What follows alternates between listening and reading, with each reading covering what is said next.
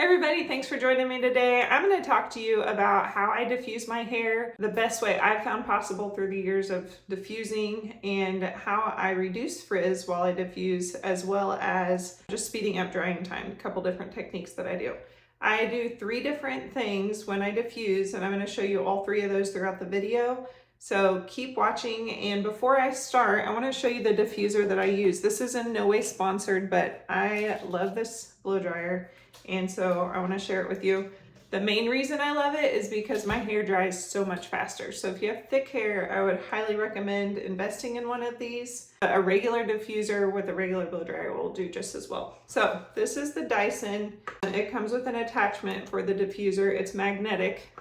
You also can choose your heat settings here. There's 3 speeds as well as 3 heats. The other thing that I like about this is it has the filter here, and so it's easy to clean.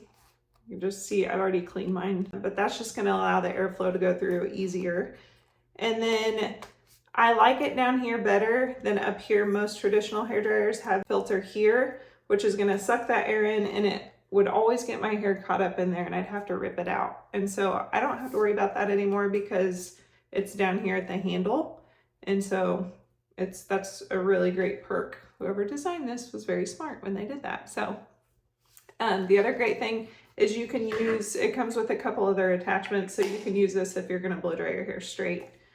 So just wanted to share this. Like I said, not sponsored, but I will put the link down below in case you're interested in it and want to learn more. One downside to it, I would say, is the cord is super thick and it's got this deal here, which is just kind of heavy.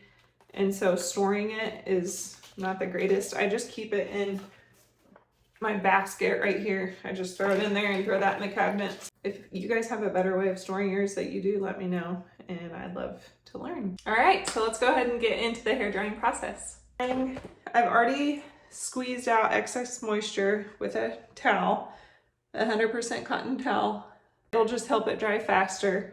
And then I'm also gonna spray in this heat protectant, but it also speeds your drying time as well as helps reduce frizz. I'm just gonna lightly mist this on. You don't need a ton, but oh, I love the smell of this. It smells so good. Okay, and funny story about this. I bought this quite a while ago, and one day I just couldn't find it. And so I went and bought a different one, different brand.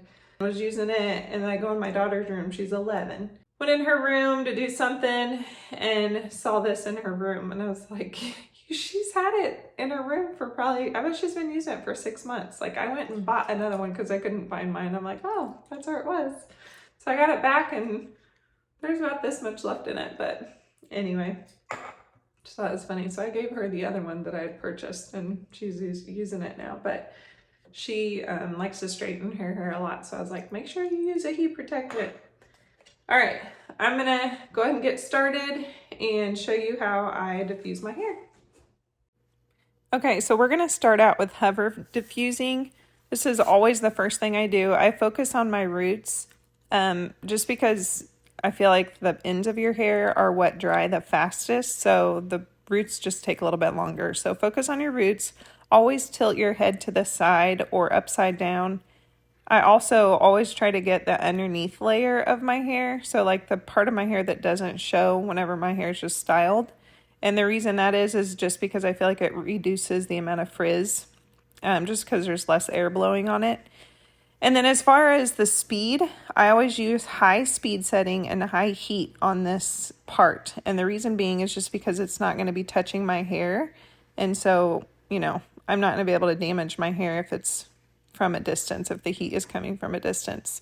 So you're going to continue to hover and focus on your roots until they're about 50% dry. The second step is my modified version of hammock diffusing.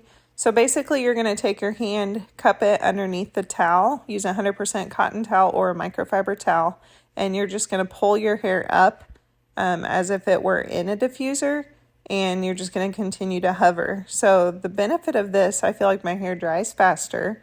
I think it's the assistance of the towel, as well as I still have a high speed and I still have the high heat because I'm not physically touching my hair with the diffuser, so I don't have to worry too much about, heat damage. I also feel like this whole technique, actually the whole diffusing system that I do, really helps with reduced frizz because I'm not touching my hair. So you really want to try to avoid touching your hair while you're drying it as much as possible, because the more you move it around and the more you touch it, the more frizz you're going to have. So this is just a great way to prevent the heat damage, to still get your mid shaft dry, and you're going to continue to do this until it's about 50 to 75% dry. Okay, here I'm just doing more hovering, especially underneath, like around my neck, because I felt like my hair was just still wet and needed more hovering. So that's what I'm doing here. Okay, now that I feel like my hair is probably 50% of the way dry, but I feel like my roots are drier, now I'm going to start pixie diffusing. And you also want to just try to make sure you don't touch your hair while you're doing this. Okay, so pixie diffusing is where you're really going to start to see volume in your hair as you dry it. It also will really enhance your curl pattern. So if you want more of a tighter curl, then I highly recommend pixie diffusing, because you're pulling from the bottom up and it's drying your hair in a curled state. So it's taking the weight off of your hair basically to allow those curls to form. I always do this step last because the ends of your hair, are going to get the most heat here, just because of the heat being directly on it. So you always want to have a level 2 heat and a level 2 on speed. You're also always going to want to tilt your head upside down to the side. One area that I kind of avoid, which is right here, I do not do my bangs a whole lot, like the front part of my hair, because I don't like it super curly in the front. So I only pixie diffuse it just a little bit, and then I move on. Also, as far as timing, I would not leave the diffuser in your hair for more than 15 seconds. I usually do probably 8 to 10 seconds before I move on to a different portion of my hair. Also, there's some days where I just want to wave and I don't want any curl, like real tight curls to my hair. So all I do is hover the entire time. I do not pixie at all. So it just kind of depends on the style you're wanting, how much volume you want. Pixie diffusing is going to give you more volume and give you more curl. Okay, and because it's important not to touch your hair while it's wet, there's times when having product in your hair, it's hard to tell if your hair is totally dry or not, because you don't want to touch it till it's 100% dry. So what I do is just take my fingers, put them in between my hair like this and squeeze. If I feel, that it's still wet, like back here, I can tell it's still wet. Up here in the front, it's still dry, or it is dry. So that just tells me I need to blow dry a little bit more in the back. At this point, my hair is almost dry. It might look slightly wet. That's just because the product's in there and I haven't scrunched out the crunch yet. So at this point, I can either just let it air dry the rest of the way, which it'd probably be another 15 minutes for it to totally dry, or I can just keep blow drying it. So like here, this is dry, so it's okay for me to kind of just mess with it if I want to. I'm gonna go ahead and fully dry it with the diffuser, since that's what this whole tutorial is about. Typically what I'd probably do is, like, I've got 15 minutes to say before I need to leave the house or whatever, then I'll just let it air dry and finish up that way. But for this video's purpose, I'm gonna go ahead and finish it out.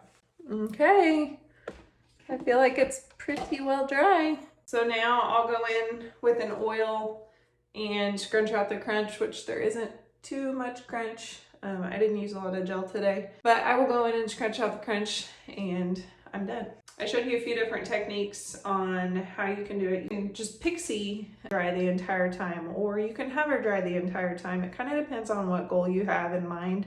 My goal with this video, and just with my channel in general, is to answer questions for people that just are maybe starting out on curly hair, or maybe they've mastered it, but they want to know how to make their hair look better than it already does. I am excited and happy to answer any questions that you have, so just put them in the comments below. And if you like this video, give it a thumbs up, and I'd love for you to subscribe. I'm going to have a lot more videos coming your way. I've only been in this for about a month, and I just feel like it's been a rewarding experience just sharing with all of you guys out there on how to make your hair better than it already is. So hope you have a great day, and thanks for watching.